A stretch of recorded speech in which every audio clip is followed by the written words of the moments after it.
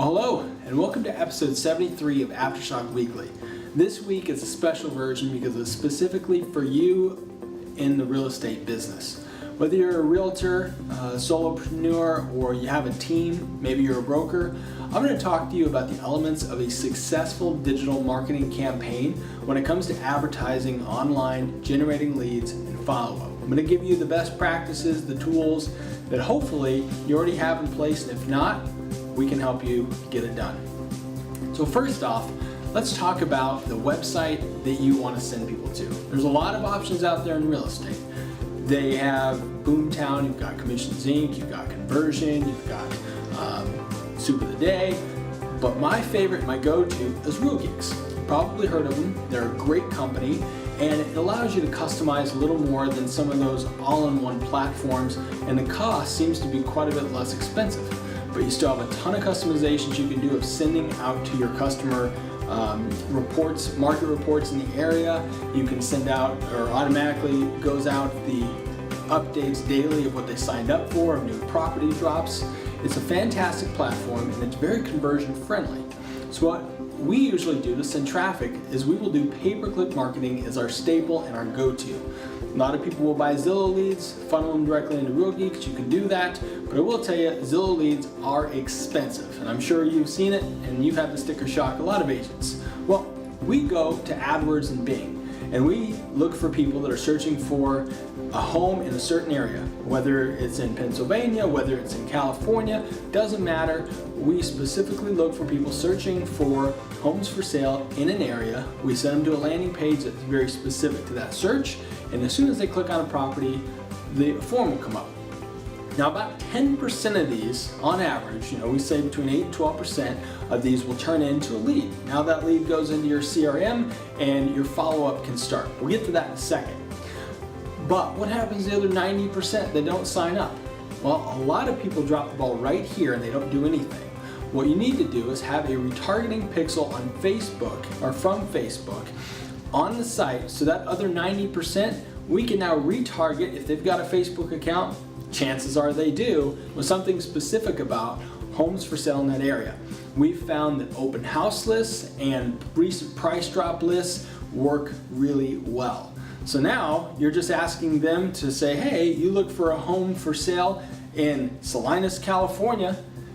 Now they're on Facebook, recent open house list for Salinas, California. They are not sure why they're seeing this, but chances are they're going to be attracted to that ad. They click on it, it's a lead form, Facebook captures name, phone number, email, boom. That's sent directly into your CRM. Now, you can have some automation set up to where you can create an account directly to them, you can send them an email out. All those things can be a little tricky, but we can help you do that as well.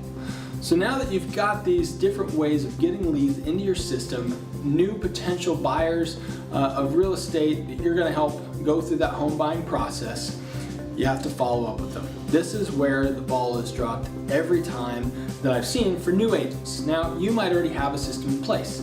There's a lot of different follow-up systems that are automatic. There's Riley, there's Agentology. I can name a ton of them. But the one that I hear and know, because we work with a lot of real estate agents, is IAVA. It's tried and true. It's 100% human-based text that goes out as soon as somebody comes into your website, registers, they're engaging. Their scripts are fantastic. They do a really good job of engaging with that customer and then finding out where they're at in the process. What I've noticed among them compared to their competition is they dive deeper. When somebody says, oh, I was just looking, they say, great. Well, what exactly are you looking for? What are you looking for in a home? What time frame? And they dig in, and usually they start with, can I ask you a few more questions? By that one thing and engaging deeper, they do a great job of getting that person from, okay, I'll tell you when I'm interested, what I'm interested for, and then you can set them up on property updates. Things that you know they just told you they're interested in, and whether it's now, whether it's 12 months from now, 18 months, you can set up drips that don't cost you anything else other than a little bit of time of setting up initially. So, in addition to that, you want to make sure you're calling these people. So you have IAVA that's taking care of the follow-up, but you can also call them on top in addition. There's other follow-up systems that you can have in addition to this as well. But make sure that you're calling these people as well. So to give you some realistic expectation, of all these people that are coming in to be leads for your website, 3 to 7% is probably where you're going to end up getting on a pull-through rate when you got a good system like this in place.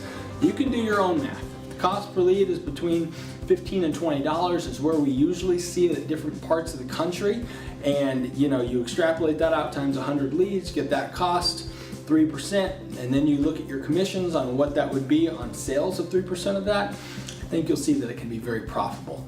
So if you have somebody that's helping you out, fantastic. Hopefully some of these ideas you're not doing right now, you can put in place. But if you need someone to help you execute this, and like we do for many other customers, please contact us. There's a special offer if you call us today at 480-612-5607. We hope to hear from you, and thanks for tuning in to this week of Aftershock Weekly.